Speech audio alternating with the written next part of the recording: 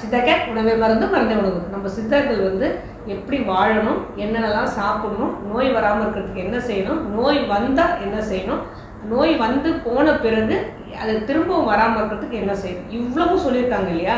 அதே மாதிரி நம்ம வாழ்வியல் முறையில் எப்படி நடந்துக்கணும், எப்படி பேசணும் அப்படிங்கிறது வரைக்கும் சொல்லியிருக்காங்க. அதில் ஒன்று எந்த மாதிரி வார்த்தைகளை எந்த டோனில் எப்படி யூஸ் பண்ணணும், யூஸ் பண்ணால் என்னென்ன பலன் கிடைக்கும் அப்படிங்கிறத சொல்லியிருக்காங்க ஒரு பாடல் மூலிமா. அதை நான் சொல்கிறேன். அது மித வார்த்தைக்கு உள்ளறிவு மெய் சுகமும் குன்றாது, அதி வார்த்தைக்கு அவ்வூரை கெட்டு போகும், உதிரமிவை சுண்டும் பொங்கும் பித்தமும் சூழ்தலாலய வினை எண்டும் பொங்கும் புண்வை. அதுக்கு என்ன அர்த்தம் அப்படின்னா, மிதமாக வசனித்தார், அதாவது ரொம்ப சத்தம் போடாமல் ரொம்ப மெல்லிதான் பேசாமல் மிதமாக வார்த்தைகளை யூஸ் பண்ணிட்டு இருந்தோம் அப்படின்னா, அதாவது ரொம்ப கோபம் படாமல் ரொம்ப சாந்தமும் இல்லாமல் மிதமான வார்த்தைகளை, நல்ல வார்த்தைகளை மிதமான டோனில் நம்ம வசனித்தால் அப்படின்னா, நம்ம பேசினால் நமக்கு உதிரம் சம்பந்தப்பட்ட எந்த நோய்களும் வராது, உதிரமும் நம்ம சரீர புஷ்டியும் நல்லா உண்டாகும் அப்படின்னு சொல்கிறாங்க.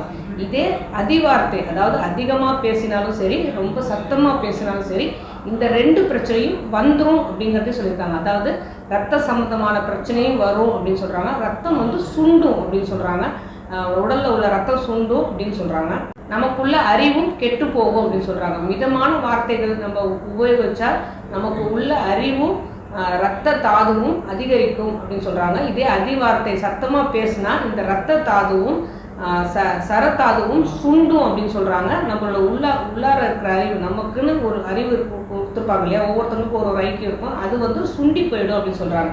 இதனால் இது ரெண்டுமே சுண்டி போகிறதால பித்தம் அதிகரிக்கும் அப்படின்னு சொல்கிறாங்க. உடலில் இந்த பித்தம் அதிகரிக்கிறதால கப நோய்கள் எல்லாமே உண்டாகும் அப்படின்னு சொல்கிறாங்க. நீர் சம்மந்தப்பட்ட நோய்கள் எல்லாமே நம்மளை அண்டும் அப்படின்னு சொல்கிறாங்க.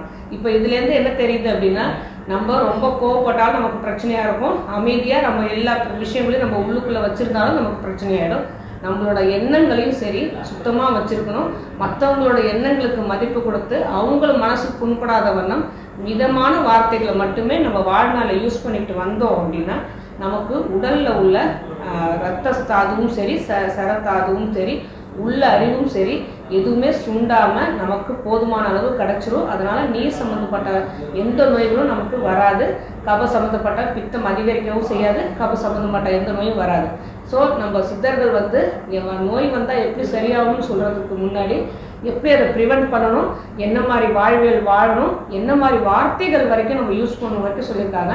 இதை நம்ம முடிஞ்ச வரைக்கும் இதை நம்ம பின்பற்றிட்டு வந்துட்டோம்னு வச்சுக்கோங்களேன், நமக்கு எந்த பிரச்சனையும் வராதுன்னு தெரியும். அதனால ஆரோக்கியமாக வாழணும். நம்மளை சுற்றி எல்லாரையும் இதே மாதிரி ஆரோக்கியமாகவும் வச்சுருப்போம், ஆரோக்கியமாக வாழணும். வேறு எதை பற்றி பேசணும் நீங்கள் நினைச்சாலும் சரி தாராளமாக கமெண்ட் பண்ணுங்கள். உங்களுக்கு எந்த நோயாக இருந்தாலும் சித்தாக்கிற அணுகுங்க.